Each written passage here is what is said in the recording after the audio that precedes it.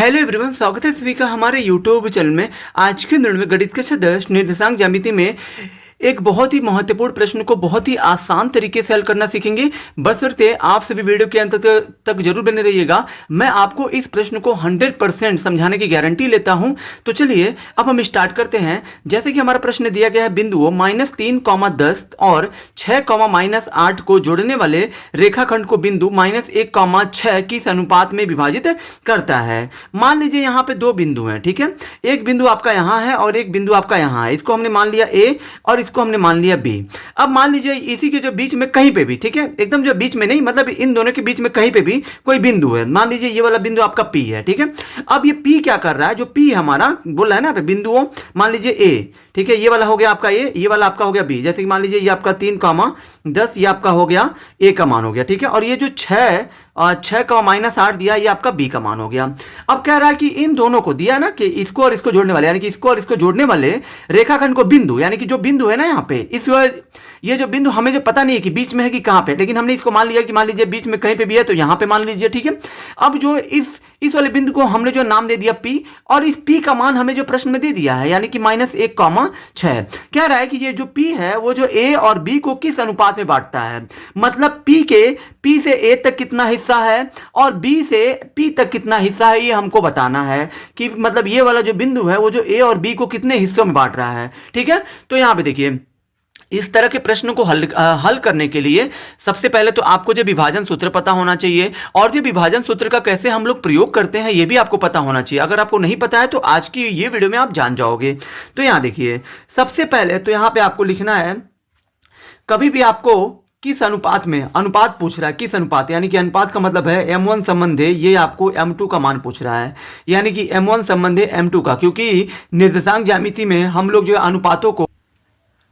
अनुपातों को m1 संबंधी m2 में लिखते हैं, ठीक है। अनुपात को m1 और जो है m2 के रूप में लिखते हैं, ठीक है। हमें जो है यहाँ पे m1 और संबंधी m2 का ही मान बताना है। तो यहाँ देखिए, कभी भी आपको निर्देशांक ज्यामिति में यदि आपको विभाजन सूत्र का प्रयोग करना है तो इसके लिए आपको 4 चीजें चाहिए। x1 चाहिए, फिर आपका x2 चाहिए, फिर आपका y1 चाहिए, फिर आपका y2 चाहिए, ठीक है। अब यहाँ देखिए, चूंकि यहाँ पे x1, y1, x2, y2 किससे मिलता है, ये हमें मिलता है, यानी कि जिन दोनों बिंदुओं के बीच में ये जो है हमारा वो बिंदु है जो मतलब इन दोनों को क्या कर रहा है, विभाजित कर रहा है।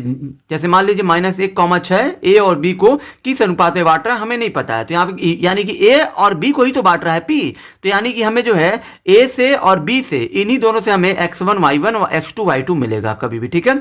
यानी कि हमेशा x1, y1, x2, y2 हमेशा दोनों बिंदुओं को जोड़ने वाले बिंदुओं से ही लिया जाता है, यानी कि जो है इन दोनों से ही लिया जाएगा। तो यहाँ पे x1 का मान हो जाएगा ये आपका -3 और ये y2 का मान आपका हो जाएगा 10, क्योंकि x1 के बाद आपका y1 होता है। फिर यहाँ पे x2 का मान आपको लेना है b से, यानी कि हो जाएगा 6, और y2 का मान आपको ले लेना -8 से, ठीक है।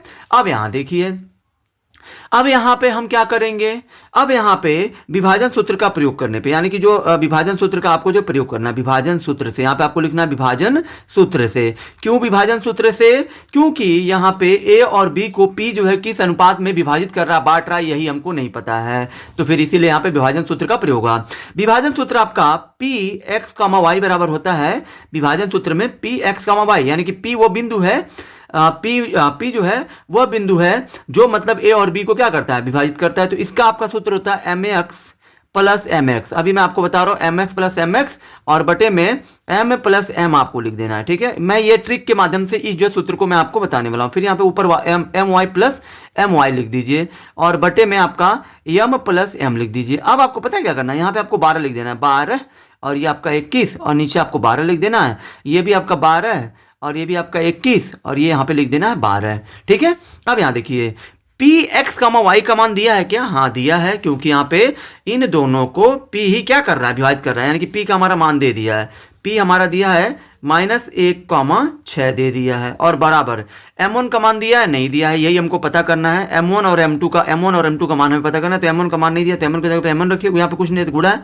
x2 का मान कितना दिया है, 6 दिया, तो 6 रखिए, फिर प्लस m2 का मान पता है हमें नहीं पता है, गुड़े x1 का मान कितना दिया है, -3 दिया है, और बटे में आपका m1 प्लस m2, ये आपका ऐसे ही रहेगा। फिर आपका m1 है तो m1 लिखिए गुड़े y2 का मान कितना है -8 है, और प्लस m2 है और गुड़े y1 का मान कितना है यहाँ पे आपका 10 है तो 10 रखिए, और बटे में m1 और प्लस m2 है तो m2 लिखिए। अब यहाँ देखिए यहाँ पे 6 का गुड़ा m1 में करिए तो ये आपका 6 m1 हो जाएगा, प्लस गुड़े माइनस होता है माइनस, m2 का गुड़ा 3 में करिए तो ये आपका 3 m2 हो जाएगा, और बटे में m1 प्लस m2, माइनस है तो माइनस 8 का गुड़ा m1 में करिए तो ये आपका हो जाएगा 8 m1, और प्लस m2 का गुड़ा 10 में करिए तो ये आपका 10 m2 हो जाएगा, और बटे में m1 और प्लस m2 हो जाएगा। ये आपका p को यहाँ पे नहीं लिखेंगे आपका तभी भी हो जाएगा, और ये आपका -1,6 लिख दीजिए। अब यहाँ पे आपको देखिए हमें चूंकि किस अनुपात में बांटता है, यानी कि हमें m1 और m2 का मान बताना है, तो यहाँ देखिए m1 और m2 का मान यहाँ से निकालना बहुत ही आसान है। अब ये आसान कैसे है, तो यहाँ देखिए कॉमा के पहले आप सभी जानते होंगे कि निर्देशांक ज्यामिति में कॉमा के पहले हमेशा x होता है, और यहाँ पे x के बाद ही आपका y होता है। तो इधर भी कॉमा के पहले ये वाला पूरा हिस्सा आपका x का है, और ये वाला पूरा हिस्सा आपका ये वाला जो आपका पूरा हिस्सा ये आपका y का मान है। ठीक है, तो यहाँ पे आपकी इच्छा है या तो आप x वाले का तुलना x वाले से करिए, या तो आप y वाले का तुलना y वाले से करिए। m1 m2 का मान दोनों से तुलना करने पे आ जाएगा। तो मैं यहाँ पे x का तुलना x वाले से कर रहा हूं। ठीक है, यानी कि मैं यहाँ पे -1 का तुलना का मतलब बराबर करूंगा किसके 6m1 माइनस 3m2 और बटे में m1 प्लस m2 से तुलना करूंगा। अब इसके नीचे कुछ नहीं है तो 1 कर दीजिए। यहाँ पे आपको करना ये है कि तिरछा गुड़ा, इसका गुड़ा कर लेना इसमें, इसका गुड़ा कर लेना है इसमें। तो -1 का गुड़ा m1 में करिए तो ये आपका -1 m1 हो जाएगा, माइनस प्लस क्या होता है -1 का गुड़ा m2 में करिए तो आपका m2 हो जाएगा, बराबर 1 का गुड़ा करिए तो 6m1 माइनस 3m2 हो जाएगा। अब यहाँ देखिए ये आपका 6m1 हो गया, प्लस को लाइए इधर, यहाँ पे m1 वाले पद को m1 वाले के पास लाइए तो प्लस आएगा, इधर हो जाएगा माइनस। ठीक है, सॉरी ये आपका सिर्फ m1 है, m1 और ये प्लस आएगा इधर हो जाएगा -6m1 हो गया, और बराबर में आपका इधर जो बचेगा -3m2 और माइनस को भेजिए इधर तो आपका हो जाएगा +m2। अब यहाँ देखिए माइनस यहाँ पे कुछ नहीं तो 1 है, 1 m1 और 6m1 तो टोटल हो जाएगा -7m1 बराबर -3 और प्लस यहाँ पे कुछ नहीं तो 1 है, तो यहाँ पे माइनस प्लस होता है तो घट जाता है, यानी कि 3 में से 1 जाएगा 2, यानी कि -2m2 आएगा। माइनस दोनों पक्षों में कौन है तो माइनस से माइनस कट जाएगा। यहाँ पे m1 है तो m1 लिखिए, और यहाँ पे कुछ नहीं तो गुड़ा है, गुड़ा जब आएगा इधर तो आपका हो जाएगा बटे में m2। ठीक है, क्योंकि गुड़ा आएगा तो भाग बन जाता है, बटे बन जाता है। इधर आपका बचेगा 2 और ये 7 गुड़ा करूँ मैं तो 7 को भेजेंगे हो जाएगा बटे में 7 है। तो यहाँ पे इसको हम लोग क्या लिख सकते हैं m1 और बटे का मतलब क्या होता है संबंधी होता है, m2 बराबर यहाँ पे 2 है तो 2 लिखिए और संबंधी 7 है तो 7। यही आपका इस प्रश्न का उत्तर होगा। ठीक है, आई होप कि आप सभी को ये वीडियो बहुत ही ज़्यादा पसंद आई होगी। अगर आप हमारे चैनल पर नए हैं तो हमारे चैनल को लाइक, सब्सक्राइब और शेयर जरूर करें, जिससे आने वाली वीडियो की नोटिफिकेशन आपको मिलती रहे। धन्यवाद।